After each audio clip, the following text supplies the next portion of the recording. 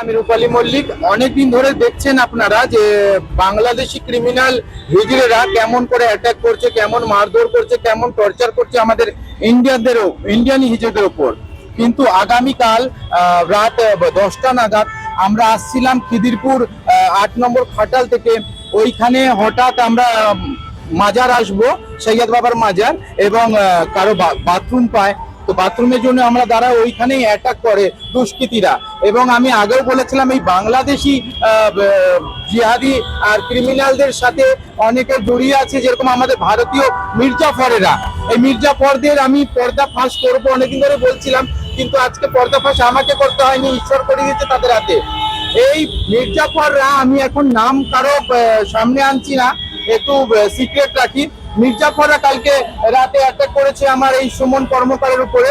ইনি বাথরুম করতে গিয়েছিল, আমি গাড়িতে বসে আছি, এমন অ্যাটাক করেছে, মাথা ফাটিয়ে তার হসপিটালে পিজিতে নিয়ে যাওয়া হয়, ওইখানে ট্রিটমেন্ট হয়, ওইখানে এমআরআই স্ক্যান, এক্সরে সব হয়, ব্লাড পরীক্ষা এবং যত রকমের আছে, ওকে ভর্তিও রাখা হয়। আজকে এখন আমি ছুটি নিয়ে জাস্ট আমি এফআইআর করবো বলে আমি থানায় এসেছি। তো থানাতেও আমি অনেকক্ষণ ধরে আছি, যথাযথ অনেকক্ষণের পরিশ্রম আমাদের কাজে দিল।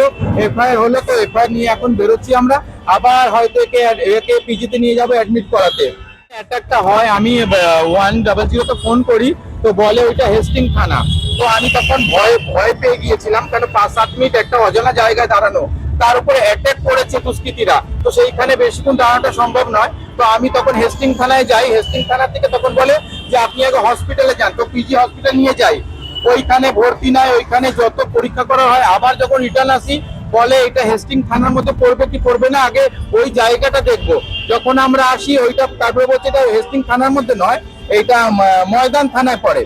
তারপর রাত 3টের সময় ময়দান থানায় আসি, রাত 3টে থেকে নিয়ে বসে আজ সকাল 10:30 পর্যন্ত কোনো এফআইআর নেওয়া হয়নি, কোনো ভ্রুক্ষেপ দিচ্ছেই না, কোনো পাত্তা দিচ্ছে না। কিন্তু আমি তো জানি এখন সরকার পাল্টেছে, সব পাল্টেছে, দেশ পাল্টেছে, প্রশাসনও পাল্টাবে, কিন্তু এখনো যে এইরকমই আছে, এটা অনেক আমাদের চিন্তার জায়গা। তারপরে কর্মশেষে আমাদের ঈশ্বর দেখেছে, আমাদের লালবাজার থেকে আমার দাদারা ভাইরা, লালবাজারের স্যাররা ফোন করতে, তারপরে আবার আমার কাছে কল আসে, আমি এখানে আসি, তারপরে এফআইআর নেওয়া হয়। আমরা এই এফআইআরটা করেছি, যে অ্যাটাক করেছে তার নাম এখন বলতে পারবো না প্লিজ, কিন্তু বলবো সবার সামনে আসবে। কেন রূপালী মল্লিক কিছু আড়াল করে না, সব সামনেই আনে আর সত্যটা আনে। কিন্তু বাংলাদেশিদের সাথ দিয়ে যা করছে এই মির্জাফর, একদমই ভালো করছে না। এরপরে এবার নাম তো সবার আসবে। খুবই একটা খারাপ লাগার জায়গা, খুবই খারাপ লাগার জায়গা যে আমরা ভারতীয় হয়ে এবং আমরা ভোটার হয়ে, আমরা নাগরিক হয়ে এরকম আমাদের কথা অমান্য করা হবে কেন? আমরা কিন্নার বলে, ট্রান্সজেন্ডার বলে?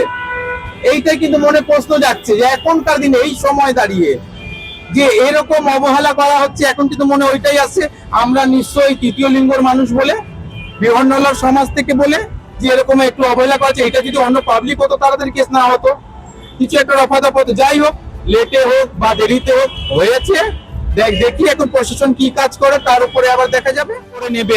এখনো আগের সাথ যায়নি, এখনো কিছু মানুষের আগের সাথ রয়ে গিয়েছে। এবার রইল ভক্ত তো অবশ্যই, যে আমাদের দেশের জন্য করবে, যে আমাদের জন্য করবে, ভালো করবে, তাদের ভক্ত হওয়া তো ধর্ম আমাদের, তাদের ভক্ত অবশ্যই হবো। আর নিশ্চয়ই আমি চাচ্ছি দুষ্কৃতীরা অ্যারেস্ট হোক, এবং আগামীকালে যেন এরকম কোনো কাণ্ড না হয়, এইটার দিকে একটু ধ্যান। আমার নাম রূপালী মল্লিক, আর সব থেকে মাস্টারমাইন্ড আগে বলেছি, এখনো বলবো, আবু করাচ্ছে সবকিছু। আর মির্জাফরদের নাম খুব তাড়াতাড়ি আসবে। নমস্কার, ভালো থাকবেন। নমস্কার, আমি সুমন কর্মকার, সবাই আমাকে রাধিকা বলে চেনে। কিন্তু এই যে আজকে যে কালকে যে ঘটনাটা ঘটেছে, এটা আগেও অনেকবার ঘটেছে, কিন্তু ওরা গায়ে হাত তুলতে সাহস পায়নি। কিন্তু যেহেতু আমার মাথার উপরে উনি, আমাদের এনজিও যেহেতু আমরা করছি, যেহেতু উনি আমাকে সব দিক দিয়ে সাপোর্ট করছে, ওদের এটা সহ্য হচ্ছে না। ওনারা চায় যাতে ওনাকে ছেড়ে সব একজন করে চলে যায়। কালকে আমাকে গুরুতর আঘাত করে মাথা এখানটা ফাটিয়ে রক্ত বার করে দিয়ে, ব্যক্তিগত কিছুই না, ব্যক্তিগত কারণ যদি হতো যে ওরা বাংলাদেশি, ওদের বিরুদ্ধে আমরা আওয়াজ কেন তুলছি। আমার কানাইপুরে ঘর, কোন্নগর কানাইপুরে আমার ঘর, আমাকে বলছে তোমরা বাংলাদেশি, তোমরা চলে যাও। আমরা এখানকার মানুষ, আমরা কেন চলে যাব? এই নিয়ে আমাদের আন্দোলন। কিন্তু ওরা সেটা বুঝতে পারছে না। আমাদের জন্য বারবার ওনাকে মার্ডারের হুমকি, খুনের হুমকি, এত হুমকি দেওয়া হচ্ছে। তারপরে আমরা সরকারের কাছে অনেক গোহার লাগাচ্ছি যাতে এইটা দেখা হোক। আমরা থার্ড জেন্ডার, কিন্তু মানুষের পাশে আমরাও থাকতে চাই।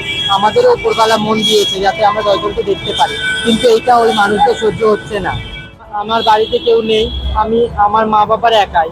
আজকে আমার যদি কিছু হয়েছে তাদের দেখার কেউ নেই। কালকে আমাকে খুব মার মেরেছে, মেরে ওখানে তো ফেলে দিয়েছে। আমি চিল্লে চিল্লে গেছি, ডাক্তারখানায় গেছি, ডাক্তার দিয়ে এখানে এসে বসে আছি, তো বসেই আছি। আমার শরীর এত অসুস্থ, আমি কালকে থেকে কিছু খেতে পাইনি। এখন স্যার দুটো তাও বললো কিছু খেয়ে না, আমি তাও কোন্নগর কানাইপুর কলোনি, কোন্নগর কানাইপুর কলোনি। আমি চাইছি যেন ওদের শাস্তি হোক, শাস্তি হোক। সমাজের মানুষ আমরাও যেন আমাদের এই 2 হাত পায়ে আমরা যেন খেতে খেতে পারি। খিদিরপুরের আগে একটা মাজার আছে, ওই মাজারের ওখানে আমি বাথরুমে গেছিলাম, ওখানে আমাকে করেছে। ওখানে আরো লোকজন ছিলেন। ওরা কতজন ছিল? ওরা আমাকে দেখে একজন সামনে ছিলেন, আমার মাথায় একটা ঢিল ছুঁড়ে মেরেছে। ওই ঢিলের মধ্যে একটা কাগজ লাগানো ছিল যে এইবার তোকে আমি তো ছেড়ে দিলাম, পরে আরো অনেকের নাম বলেছে, আমি তা সংগ্রহ করেছি। আমার ওটা পুরো রক্তে ছিঁড়ে গেছে, আমি স্যারদের হাতে জমা করে দিয়েছি। সবাইকে নমস্কার।